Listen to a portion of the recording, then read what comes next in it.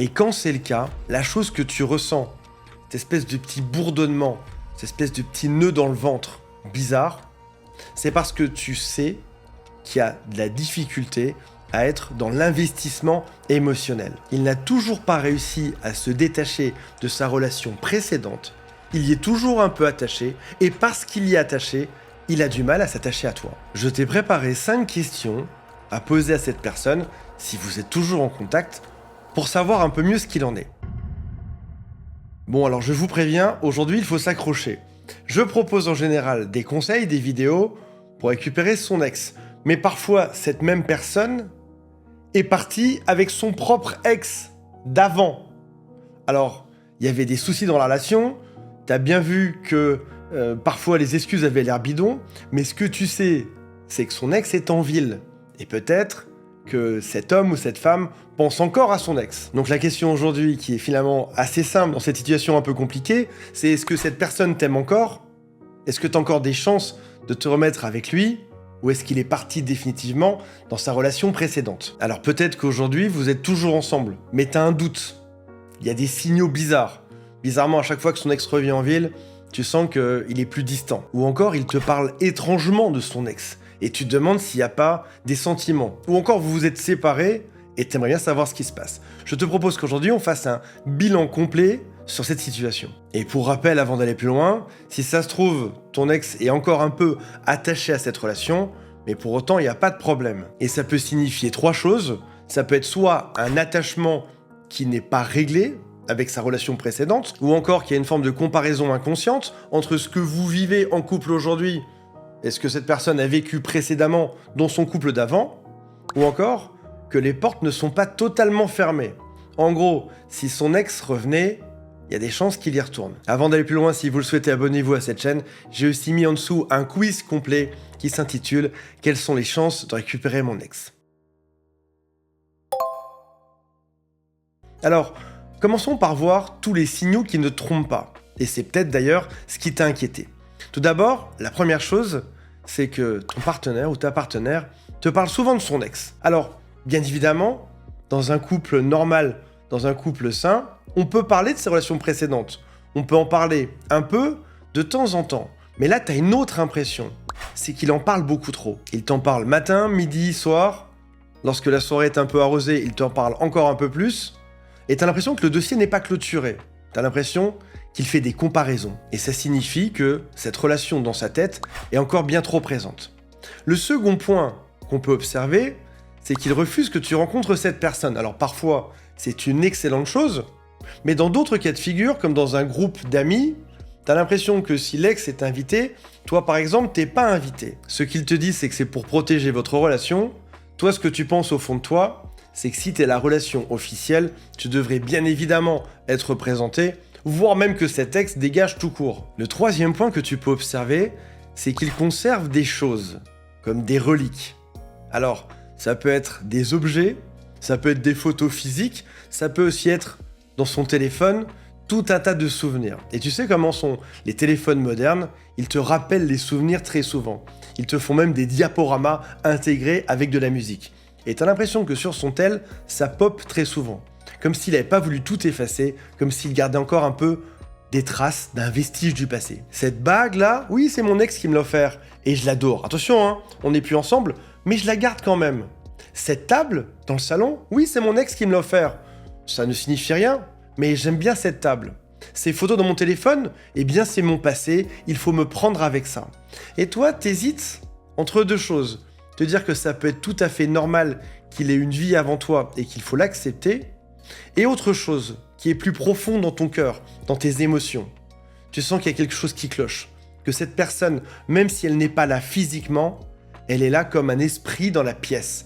Elle hante les lieux. 4e point de bizarrerie, ils se suivent toujours sur les réseaux sociaux, où ils likent les statuts de l'un et de l'autre. Et t'as l'impression que c'est comme si cette relation ne s'était jamais vraiment terminée.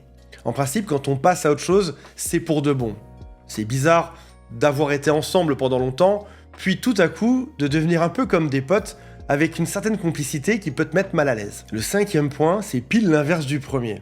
Dans le premier point, il parlait tout le temps de son ex. Dans ce 5e point, il en parle jamais. À chaque fois que tu essayes d'aborder le sujet, comprendre ce qui s'est bien passé et surtout ce qui s'est mal passé entre eux, il ne veut pas en parler. En principe, si on a un détachement normal avec cette personne, on est capable d'en parler un peu et c'est complètement sain. C'est le signe que c'est terminé. 6e point, il reste extrêmement investi dans la vie de son ex.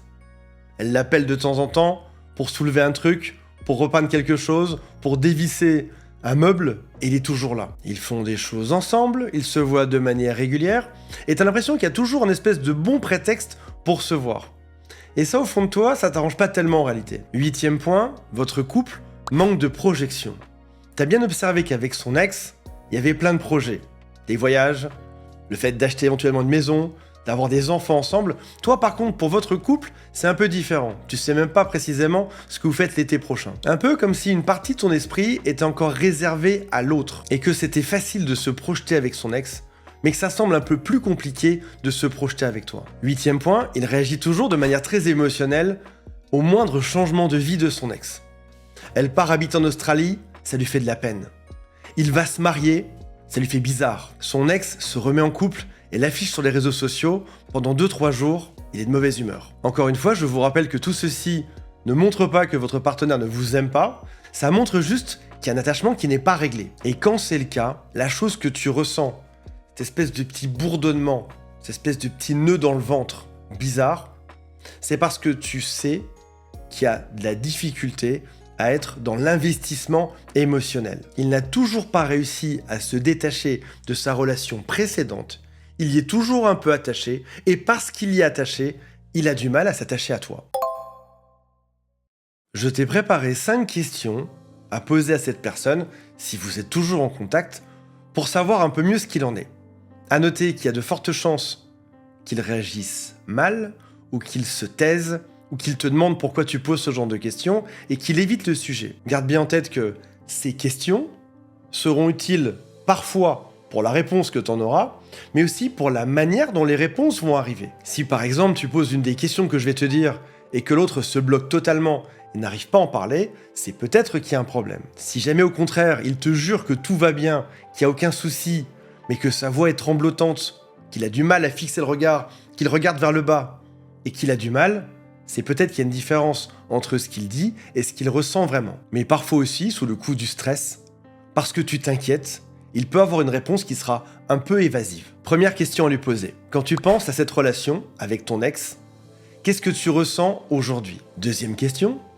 Si ton ex revenait dans ta vie, qu'est-ce que tu lui répondrais? Si elle te disait par exemple « J'ai fait une erreur, désolé, je veux me remettre avec toi ». Troisième question. Est-ce que tu compares aujourd'hui notre relation avec ta relation précédente? Quatrième question. Est-ce que tu as réussi à tourner la page définitivement avec ton ex? Et sinon, qu'est-ce qui pourrait t'aider à tourner la page? Qu'est-ce que tu aurais besoin de comprendre? Et cinquième question toute simple.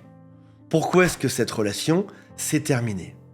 Une fois que c'est fait, encore une fois, écoute bien les mots, mais surtout, observe sa manière de communiquer au moment où tu poses ces questions.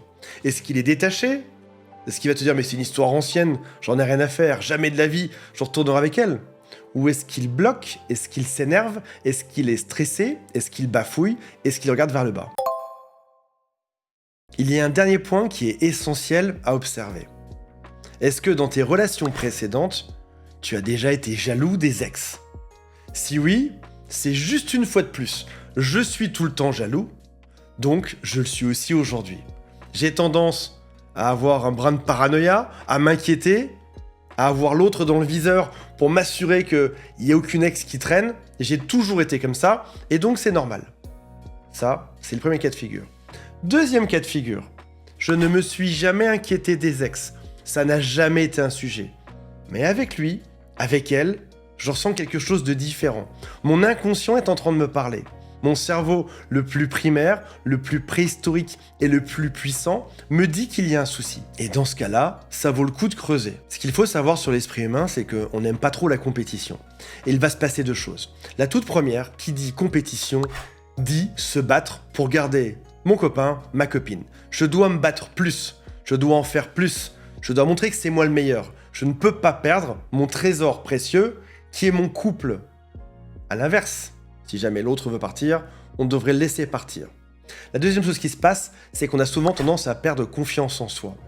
Parce que c'est compliqué de se dire, dans sa tête, ce qui est un faux lien de cause à effet, si l'autre part pour son ex, c'est donc que je suis moins bien que son ex. C'est donc que ma valeur est inférieure. Alors qu'en réalité, ils sont peut-être juste déglingués de la même manière. C'est peut-être juste que ce couple active certaines failles psychologiques. Ce n'est pas le signe que tu es inférieur. Et garde en tête qu'il est important de lutter contre ces deux biais cognitifs. Il ne faut pas se battre outre mesure pour quelqu'un qui veut partir, surtout avec son ex, et ta valeur n'est pas inférieure. C'est maintenant à toi de décider, une fois que tu as posé ces questions. Est-ce que je dois continuer à laisser une chance à ce couple, ou est-ce que je dois au contraire abandonner cette relation qui pourrait devenir toxique pour moi, afin d'aller vers quelque chose de plus sain, soit seul, soit avec quelqu'un d'autre. Mais si cette page n'est pas tournée pour lui, alors cette personne ne peut pas être réellement avec toi, parce qu'elle est impliquée émotionnellement ailleurs. Et surtout, il y a ce risque de comparaison inconscient qui fait que ça va venir créer un quotidien compliqué. Voilà mes amis, si vous le souhaitez, j'ai créé un quiz spécialement pour vous, pour savoir quelles sont vos chances de récupérer votre ex. C'est juste en dessous, et si vous le souhaitez, il y a aussi tous les conseillers de mon équipe qui sont là pour vous écouter du lundi au vendredi. Salut à tous, bye.